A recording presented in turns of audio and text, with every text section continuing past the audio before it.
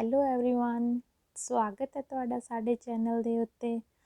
ਅਸੀਂ ਜਿਹੜੀ 20 ਕੁਐਸਚਨਾਂ ਦੀ ਇਹ ਸੀਰੀਜ਼ ਅਲੰਕਾਰ ਸਿਧਾਂਤ ਅਤੇ ਭਾਰਤੀ ਕਾਵਿ ਸ਼ਾਸਤਰ ਦੇ ਨਾਲ ਸੰਬੰਧਿਤ ਅਸੀਂ ਇਹ ਤੋਰੀ ਹੋਈ ਹੈ। ਉਸ ਦਾ ਇਹ ਮੇਰਾ ਲਾਸਟ ਵੀਡੀਓ ਹੈ। ਇਸ ਤੋਂ ਪਹਿਲਾਂ ਮੈਂ 2 ਵੀਡੀਓ ਇਸ ਦੇ ਨਾਲ ਸੰਬੰਧਿਤ ਅਪਲੋਡ ਕਰ ਦਿੱਤੇ ਹੋਏ ਹਨ। ਤੁਸੀਂ ਮੇਰੇ ਚੈਨਲ ਦੀ ਪਲੇਲਿਸਟ 'ਤੇ ਜਾ ਕੇ ਇਸ ਨੂੰ ਦੇਖ ਸਕਦੇ ਹੋ। ਇਸ ਤੋਂ ਇਲਾਵਾ ਇਸ ਅਲੰਕਾਰ ਸਿਧਾਂਤ ਅਤੇ ਭਾਰਤੀ ਕਾਵਿ ਸ਼ਾਸਤਰ ਦੇ ਨਾਲ ਸੰਬੰਧਿਤ ਮੈਂ ਡਿਟੇਲ ਦੇ ਵਿੱਚ ਵੀਡੀਓਜ਼ ਪਹਿਲਾਂ ਹੀ ਅਪਲੋਡ ਕਰ ਚੁੱਕੀ ਹਾਂ। ਤੁਸੀਂ ਉਹ ਪਲੇਲਿਸਟ ਦੇ ਵਿੱਚ ਜਾ ਕੇ ਦੇਖ ਸਕਦੇ ਹੋ। ਚਲੋ ਅਸੀਂ ਆਪਣਾ ਅਗਲਾ ਕੁਐਸਚਨ ਕਰੀਏ। ਸਾਡਾ 41 ਕੁਐਸਚਨ ਹੈ, ਰੂਪਕ ਅਲੰਕਾਰ ਦੇ ਕਿੰਨੇ ਭੇਦ ਹਨ? ਜਿਹੜਾ ਰੂਪਕ ਅਲੰਕਾਰ ਹੈ ਉਸਦੇ ਕਿੰਨੇ ਭੇਦ ਨੇ? 2।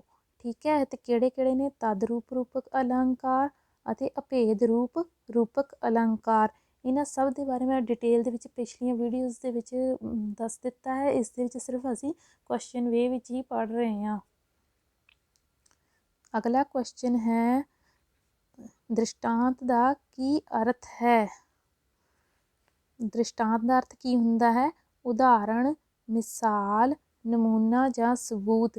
ਠੀਕ ਹੈ, ਇਹ ਅਲੰਕਾਰ ਹੈ ਨਾ, ਪਰੰਤੂ ਸਭ ਤੋਂ ਪਹਿਲਾਂ ਜਦੋਂ ਤੱਕ ਸਾਨੂੰ ਇਸ ਦਾ ਮੀਨਿੰਗ ਨਹੀਂ ਪਤਾ ਹੋਵੇਗਾ ਕਿ ਦ੍ਰਿਸ਼ਟਾਂਤ ਦਾ ਮੀਨਿੰਗ ਕੀ ਹੈ, ਫਿਰ ਅਸੀਂ ਉੱਥੇ ਦ੍ਰਿਸ਼ਟਾਂਤ ਤਦੋਂ ਤੱਕ ਸਾਨੂੰ ਉਸ ਦੇ ਬਾਰੇ ਕੰਪਲੀਟ ਜਾਣਕਾਰੀ ਨਹੀਂ ਹੋਵੇਗੀ। ਜਿਵੇਂ ਕਿ ਅਸੀਂ ਹੁਣ ਸਾਨੂੰ ਦ੍ਰਿਸ਼ਟਾਂਤ ਦਾ ਅਰਥ ਹੀ ਹੈ ਕਿਸੇ ਦ੍ਰਿਸ਼ ਨੂੰ ਦੇ ਸਾਹਮਣੇ ਨਜ਼ਰ ਆਵੇ। ਫਿਰ ਉਸ ਦੇ ਵਿੱਚ ਇਹੋ ਜਿਹੇ ਅਲੰਕਾਰਾਂ ਦੇ ਵਿੱਚ ਕੀ ਹੈ, ਕਵੀ ਜਿਹੜਾ ਹੈ ਆਪਣੀ ਗੱਲ ਨੂੰ ਦੱਸਣ ਦੇ ਲਈ ਕੋਈ ਉਦਾਹਰਣ ਦਿੰਦਾ ਹੈ, ਮਿਸਾਲ ਦਿੰਦਾ ਹੈ ਜਾਂ ਕੋਈ ਨਾ ਕੋਈ ਸਬੂਤ ਪੇਸ਼ ਕਰਦਾ ਹੈ, ਜਿਸ ਦੇ ਥਰੂ ਸਾਨੂੰ ਪਤਾ ਲੱਗਦਾ ਹੈ ਕਿ ਉੱਥੇ ਕਿਹੜਾ ਅਲੰਕਾਰ ਹੋਵੇਗਾ, ਉੱਥੇ ਦ੍ਰਿਸ਼ਟਾਂਤ ਅਲੰਕਾਰ ਹੋਵੇਗਾ।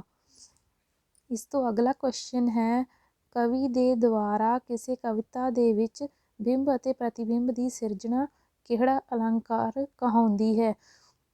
ਉਹ ਕਿਹੜਾ ਅਲੰਕਾਰ ਕਹਾਉਂਦੀ ਹੈ? ਦ੍ਰਿਸ਼ਟਾਂਤ ਅਲੰਕਾਰ। ਠੀਕ ਹੈ, ਬਿੰਬ ਕੀ ਹੁੰਦਾ ਹੈ? ਜਿਹੜਾ ਉਸ ਦੇ ਵਿੱਚ ਕਵੀ ਨੇ ਆਪਣੀ ਗੱਲ ਜਿਹੜੀ ਹੈ ਬਿਆਨ ਕਰਨੀ ਹੁੰਦੀ ਹੈ। ਅਤੇ ਪ੍ਰਤੀਬਿੰਬ ਕੀ ਹੁੰਦਾ ਹੈ?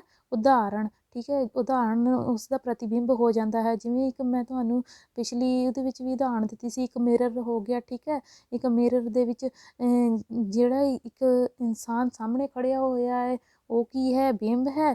ਠੀਕ ਹੈ, ਅਤੇ ਉਸਦੇ ਮਿਰਰ ਦੇ ਵਿੱਚ ਜਿਹੜੀ ਉਹ ਤਸਵੀਰ ਦਿਖਾਈ ਦੇ ਰਹੀ ਹੈ ਉਹ ਕੀ ਹੈ? ਉਸਦਾ ਪ੍ਰਤੀਬਿੰਬ ਹੈ। ਠੀਕ ਹੈ, ਇਸੇ ਢੰਗ ਦੇ ਨਾਲ ਜਿਹੜਾ ਕਵੀ ਆਪਣੀ ਗੱਲ ਨੂੰ ਪੇਸ਼ ਕਰਨ ਦੇ ਲਈ ਬਿੰਬ ਅਤੇ ਪ੍ਰਤੀਬਿੰਬ ਦੀ ਸਿਰਜਣਾ ਕਰਦਾ ਹੈ ਤਾਂ ਉੱਥੇ ਕਿਹੜਾ ਅਲੰਕਾਰ ਹੁੰਦਾ ਹੈ? ਦ੍ਰਿਸ਼ਟਾਂਤ ਅਲੰਕਾਰ। ਇਸ ਤੋਂ ਅਗਲਾ ਕੁਐਸਚਨ ਹੈ, ਅਤਿ ਕਥਨੀ ਤੋਂ ਕੀ ਭਾਵ ਹੈ? ਅਤਿ ਕਥਨੀ ਦਾ ਅਰਥ ਹੈ ਅਤਿਅੰਤ ਵਧਾ ਚੜ੍ਹਾ ਕੇ ਕਥਨ ਕਰਨਾ ਜਾਂ ਕੋਲੋਂ ਮਿਰਚ ਮਸਾਲਾ ਲਗਾ ਕੇ ਕਥਨ ਕਰਨਾ। ਜਿਹੜੇ ਇਹੋ ਜਿਹੇ ਅਲੰਕਾਰ ਹੁੰਦੇ ਨਾ, ਇਸ ਦੇ ਵਿੱਚ ਜਿਹੜਾ ਕਵੀ ਹੈ ਕਿਸੇ ਵੀ ਗੱਲ ਨੂੰ ਬਹੁਤ ਹੀ ਜ਼ਿਆਦਾ ਵਧਾ ਚੜ੍ਹਾ ਕੇ ਗੱਲ ਕਰਦਾ ਹੈ। ਠੀਕ ਹੈ, ਅਤੇ ਉਹ ਇਹੋ ਜਿਹੀ ਗੱਲ ਕਹਿ ਦਿੰਦਾ ਜਿਹਦੇ 'ਤੇ ਕਿਆ ਯਕੀਨ ਕਰਨਾ ਵੀ ਮੁਸ਼ਕਿਲ ਹੋ ਜਾਂਦਾ ਵੀ ਇਹੋ ਜਿਹਾ ਹੋ ਸਕਦਾ ਹੈ। ਤਾਂ ਇੱਥੇ ਫਿਰ ਕਿਹੜਾ ਅਲੰਕਾਰ ਉੱਥੇ ਹੋਵੇਗਾ? ਅਤਿ ਕਥਨੀ। ਠੀਕ ਹੈ, ਅਤੇ ਇੱਥੇ ਦਾ ਅਤਿ ਕਥਨੀ ਦਾ ਅਸੀਂ ਅਰਥ ਬਿਆਨ ਕੀਤਾ ਹੋਇਆ ਕਿ ਅਤਿ ਕਥਨੀ ਦਾ ਅਰਥ ਹੀ ਹੈ ਅਤਿਅੰਤ ਵਧਾ ਚੜ੍ਹਾ ਕੇ ਕਥਨ ਕਰਨਾ। ਠੀਕ ਹੈ, ਅਗਲਾ 45 ਕੁਐਸਚਨ ਹੈ, ਕਵਿਤਾ ਦੀ ਜਿਸ ਪੰਕਤੀ ਵਿੱਚ ਉਪਮਾਨ ਨਾਲੋਂ ਉਪਮੇय ਨੂੰ ਸ੍ਰੇਸ਼ਟਤਾ ਪ੍ਰਾਪਤ ਹੋਵੇ ਤਾਂ ਉੱਥੇ ਕਿਹੜਾ ਅਲੰਕਾਰ ਹੁੰਦਾ ਹੈ? ਹੁਣ ਉਪਮਾਨ ਅਤੇ ਉਪਮੇय ਦੇ ਬਾਰੇ ਮੈਂ ਤੁਹਾਨੂੰ ਪਹਿਲੇ ਦੱਸ ਚੁੱਕੀ ਹਾਂ ਵੀ ਉਪਮਾਨ ਜਿਸ ਦੇ ਨਾਲ ਤੁਲਨਾ ਕਰਨੀ ਹੈ।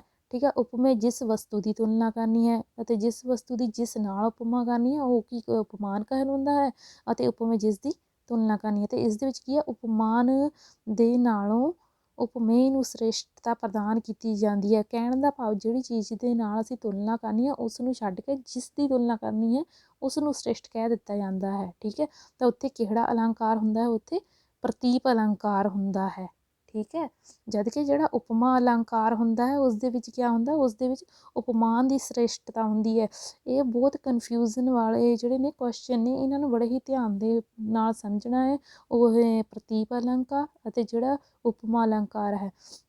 ਪ੍ਰਤੀਪ ਦੇ ਵਿੱਚ ਉਪਮੇय ਨੂੰ ਸ੍ਰੇਸ਼ਟਤਾ ਪ੍ਰਾਪਤ ਹੁੰਦੀ ਹੈ, ਜਦੋਂ ਕਿ ਜਿਹੜਾ ਉਪਮਾ ਅਲੰਕਾਰ ਹੁੰਦਾ ਹੈ ਉਸ ਦੇ ਵਿੱਚ ਉਪਮਾਨ ਨੂੰ ਸ੍ਰੇਸ਼ਟਤਾ ਪ੍ਰਦਾਨ ਹੁੰਦੀ ਹੈ। ਇਸ ਦੇ ਵਿੱਚ ਨਾ ਇੱਕ ਟ੍ਰਿਕ ਵੀ ਅਸੀਂ ਰੱਖ ਸਕਦੇ ਹਾਂ। ਜਿਵੇਂ ਇੱਥੇ ਤੁਸੀਂ ਧਿਆਨ ਨਾਲ ਦੇਖੋ, ਉਪਮਾਨ ਅਤੇ ਉਪਮਾ। ਠੀਕ ਹੈ, जिथे श्रेष्ठता उपमान नूं प्राप्त होवे उत्थे फिर असीं गैस कर लेना है उत्थे किहड़ा है, उपमा अलंकार है। ठीक है, तो जिथे नहीं, जिथे उपमेय होवेगा तो उत्थे किहड़ा होवेगा, उत्थे प्रतीप अलंकार होवेगा। ठीक है, इस तो अगला क्वेश्चन की है, प्रतीप अलंकार ते उपमा अलंकार दे विच की अंतर है। हुण इत्थे इसका डिफरेंस दस्सिया गया है भी इन्हां विच डिफरेंस की है। इसका आंसर है, प्रतीप अलंकार दे विच उपमेय नूं श्रेष्ठता प्रदान हुंदी है, जद कि उपमा अलंकार दे विच उपमान नूं श्रेष्ठता प्रदान हुंदी है। हुण मैं तुहानूं दस दित्ता ना, ये उपमा ते उपमा। ठीक है, इस दे विच उपमा दे विच क्या है, उपमान नूं श्रेष्ठता प्रदान हो जानी है ते प्रतीप दे विच उपमेय नूं। ठीक है, ये इन्हां दोनां दा डिफरेंस है, इन्हां दे विच कन्फ्यूज नहीं होना। इस तो अगला क्वेश्चन है, कविता दी शोभा वधाउण वाले धर्म किहड़ा हुंदा है। आम तौर ते कविता दी शोभा वधाउण वाले धर्म किस नूं कहा जांदा है, अलंकारां नूं। ठीक है, अलंकार नूं की कहा जांदा भी ये जिहड़ी है कविता दी बहुत ही ज़्यादा शोभा वधाउण वाले अंग हुंदे हन, जिवें कि अलंकार दा मीनिंग हुंदा है भी गहणे भूषण आभूषण भी कह दित्ता जांदा है। ठीक है, इस तो अगला क्वेश्चन है, ਉਹ ਕਿਹੜਾ अलंकार हुंदा है जिथे शब्द एक हुंदा है पर उसदे अर्थ अनेक हुंदे हन।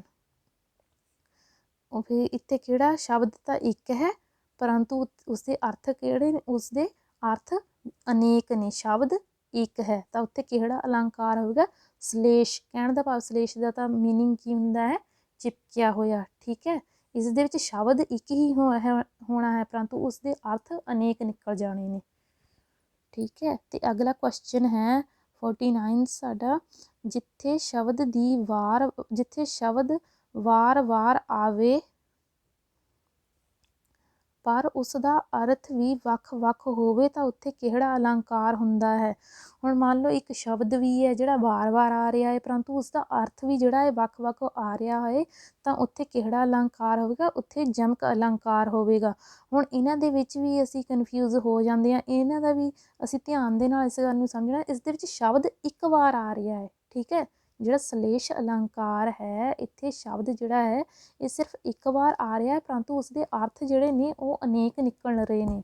ਠੀਕ ਹੈ, ਪਰੰਤੂ ਜਿਹੜਾ ਜਿੱਥੇ ਸ਼ਬਦ ਜਿਹੜਾ ਹੈ ਉਹ ਵਾਰ-ਵਾਰ ਆ ਰਿਹਾ ਹੈ, ਇੱਕ ਹੀ ਸ਼ਬਦ ਆਵੇਗਾ ਵਾਰ-ਵਾਰ ਪਰੰਤੂ ਉੱਥੇ ਉਹਨਾਂ ਦੇ ਅਰਥ ਵੀ ਵੱਖ-ਵੱਖ ਆ ਰਹੇ ਹੋਣਗੇ ਤਾਂ ਉੱਥੇ ਕਿਹੜਾ ਅਲੰਕਾਰ ਹੋਵੇਗਾ, ਉੱਥੇ ਜਮਕ ਅਲੰਕਾਰ ਹੋਵੇਗਾ। ਸਾਡਾ ਅਗਲਾ ਕੁਐਸਚਨ ਹੈ, ਉਪਮਾ ਅਲੰਕਾਰ ਦੇ ਵਿੱਚ ਉਪ ਦਾ ਕੀ ਅਰਥ ਹੈ। ਉਪ ਦਾ ਅਰਥ ਜਿਹੜਾ ਉਪਮਾ ਅਲੰਕਾਰ ਦੇ ਵਿੱਚ ਉਪ ਦਾ ਅਰਥ ਹੈ ਸਮੀਪ ਜਾਂ ਨੇੜੇ, ਕਹਿਣ ਦਾ ਭਾਵ ਨੇੜੇ ਵਾਲਾ। ਠੀਕ ਹੈ,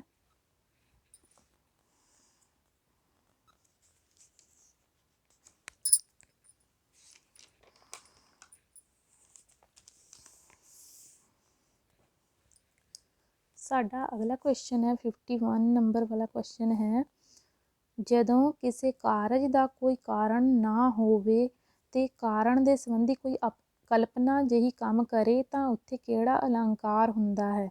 ਹੁਣ ਕੋਈ ਅਸੀਂ ਜਾਣਦੇ ਹਾਂ ਵੀ ਕਿਸੇ ਨਾ ਕਿਸੇ ਕਾਰਜ ਦਾ ਕੁਛ ਨਾ ਕੁਛ ਕੀ ਹੁੰਦਾ ਹੈ, ਕਾਰਨ ਹੁੰਦਾ ਹੈ। ਠੀਕ ਹੈ, ਪਰੰਤੂ ਜਿੱਥੇ ਕਾਰਨ ਦੇ ਸੰਬੰਧੀ ਕੋਈ ਨਾ ਕੋਈ ਕਲਪਨਾ ਕਰ ਲਈ ਜਾਂਦੀ ਹੈ ਤਾਂ ਉੱਥੇ ਕਿਹੜਾ ਅਲੰਕਾਰ ਹੁੰਦਾ ਹੈ, ਉੱਥੇ ਵਿਭਾਵਨਾ ਅਲੰਕਾਰ ਹੁੰਦਾ ਹੈ। ਠੀਕ ਹੈ, ਵੀ ਦਾ ਅਰਥ ਕੀ ਦੱਸਿਆ ਸੀ, ਵਿਸ਼ੇਸ਼। ਠੀਕ ਹੈ, ਵਿਸ਼ੇਸ਼ ਪ੍ਰਕਾਰ ਦੀ ਭਾਵਨਾ।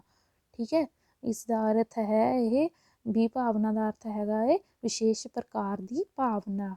ਠੀਕ ਹੈ, ਉਤਪੰਨ ਹੋਣਾ, ਵਿਸ਼ੇਸ਼ ਪ੍ਰਕਾਰ ਦੀ ਭਾਵਨਾ ਉਤਪੰਨ ਹੋਣਾ। ਠੀਕ ਹੈ, ਤਾਂ ਇਸ ਇਹੋ ਜਿਹੇ ਜਿਹੜੇ ਅਲੰਕਾਰ ਹੁੰਦੇ ਨੇ ਇਸ ਦੇ ਵਿੱਚ ਕਾਰਜ ਦਾ ਕੋਈ ਨਾ ਕੋਈ ਜਿਹੜਾ ਕਾਰਨ ਉਹ ਇੱਕ ਕਲਪਨਾ ਰੂਪ ਦੇ ਵਿੱਚ ਹੁੰਦਾ ਹੈ। ਠੀਕ ਹੈ ਨਾ, ਕਾਰਨ ਨਹੀਂ ਹੁੰਦਾ ਪਰੰਤੂ ਉਹਨੂੰ ਕਲਪਨਾ ਕਰ ਲਿਆ ਜਾਂਦਾ ਹੈ। ਜਿਵੇਂ ਮੈਂ ਦੱਸਿਆ ਸੀ ਵੀ ਕਾਲੀ ਕੋਇਲ ਤੂੰ ਕਿਤ ਗੁਣ ਕਾਲੀ। ਠੀਕ ਹੈ, ਉਹ ਕਹਿੰਦੇ ਆਪਣੇ ਪ੍ਰੀਤਮ ਕਿਹੋ ਵਿਰਹੋਂ ਜਾਲੀ। ਠੀਕ ਹੈ, ਇਸ ਦੇ ਵਿੱਚ ਇੱਕ ਕਲਪਨਾ ਜੀ ਉਹਨੇ ਪੇਸ਼ ਕੀਤੀ ਹੋਈ ਹੈ ਵੀ ਉਸਦੇ ਕਾਲੇ ਹੋਣ ਦਾ ਕੀ ਉਸਨੇ ਕਾਰਨ, ਇੱਕ ਜਿਹੜਾ ਕਾਰਨ ਦੱਸਿਆ ਹੈ ਉਹ ਇੱਕ ਕਲਪਨਾ ਰੂਪੀ ਕਾਰਨ ਹੈ। ਇਸ ਤੋਂ ਅਗਲਾ ਕੁਐਸਚਨ ਹੈ, ਜਿੱਥੇ ਕਾਰਨ ਤਾਂ ਹੁੰਦਾ ਹੈ ਪਰ ਕਾਰਜ ਪੂਰਨ ਨਹੀਂ ਹੁੰਦਾ ਤਾਂ ਉੱਥੇ ਕਿਹੜਾ ਅਲੰਕਾਰ ਹੁੰਦਾ ਹੈ। ਉੱਥੇ ਕਿਹੜਾ ਅਲੰਕਾਰ ਹੁੰਦਾ, ਵਿਸ਼ੇਸ਼ ਉਕਤੀ ਅਲੰਕਾਰ। ਇਹ ਜਿਹੜਾ ਵਿਸ਼ੇਸ਼ ਉਕਤੀ ਅਲੰਕਾਰ ਹੈ ਇਹ ਵੀ ਭਾਵਨਾ ਦਾ ਉਲਟ ਹੀ ਹੁੰਦਾ ਹੈ। ਇਸ ਦੇ ਵਿੱਚ ਕਾਰਨ ਨਹੀਂ ਹੁੰਦਾ, ਪਰੰਤੂ ਇਸ ਦੇ ਵਿੱਚ ਕਾਰਨ ਤਾਂ ਹੁੰਦਾ ਹੈ, ਪਰ ਜਿਹੜਾ ਕਾਰਜ ਜਿਹੜਾ ਇਹ ਪੂਰਨ ਨਹੀਂ ਹੁੰਦਾ ਹੈ। ਠੀਕ ਹੈ, ਤਾਂ ਫਿਰ ਉੱਥੇ ਕਿਹੜਾ ਅਲੰਕਾਰ ਹੁੰਦਾ ਹੈ? ਵਿਸ਼ੇਸ਼ ਉਕਤੀ ਅਲੰਕਾਰ। ਅਗਲਾ ਕੁਐਸਚਨ ਹੈ, ਸੰਸ੍ਰਿਸ਼ਟੀ ਤੇ ਸੰਕਰ ਕਿਹੜੇ ਅਲੰਕਾਰ ਹੁੰਦੇ ਹਨ? ਇਹ ਕਿਹੜੇ ਅਲੰਕਾਰ ਨੇ? ਸ਼ਬਦਾਰਥ ਅਲੰਕਾਰ ਨੇ। ਠੀਕ ਹੈ, ਇਹਨਾਂ ਨੂੰ ਉਭੇ ਅਲੰਕਾਰ ਵੀ ਕਹਿ ਦਿੱਤਾ ਜਾਂਦਾ ਹੈ ਜਾਂ ਸ਼ਬਦ ਅਰਥ ਅਲੰਕਾਰ ਵੀ ਕਹਿ ਦਿੱਤਾ ਜਾਂਦਾ ਹੈ। ਇਹ ਜਿਹੜੇ ਸ਼ਬਦ ਅਰਥ 'ਚ ਸਿਰਫ ਦੋ ਅਲੰਕਾਰ ਦੱਸੇ ਹੋਏ ਨੇ, ਸੰਸ੍ਰਿਸ਼ਟੀ ਅਤੇ ਸੰਕਰ ਅਲੰਕਾਰ, ਜਿਹੜੇ ਆਮ ਤੌਰ 'ਤੇ ਸਾਡੇ ਕਿਹੜੇ ਨੇ, ਸਾਡੀ ਬੁੱਕਸ ਦੇ ਵਿੱਚ ਆਮ ਤੌਰ 'ਤੇ ਆਉਂਦੇ ਨੇ। ਇਹ ਦੋ ਅਲੰਕਾਰ ਨੇ, ਸੰਸ੍ਰਿਸ਼ਟੀ। ਠੀਕ ਹੈ, ਜੇਕਰ ਤੁਹਾਨੂੰ ਮੇਰੀ ਇਹ ਵੀਡੀਓ ਪਸੰਦ ਆ ਰਹੀ ਹੈ ਤਾਂ ਪਲੀਜ਼ ਮੇਰੀ ਵੀਡੀਓ ਨੂੰ ਲਾਈਕ ਜ਼ਰੂਰ ਕਰਨਾ ਅਤੇ ਮੇਰੇ ਚੈਨਲ ਨੂੰ ਸਬਸਕ੍ਰਾਈਬ ਕਰਨਾ ਨਾ ਭੁੱਲਣਾ। Thank you.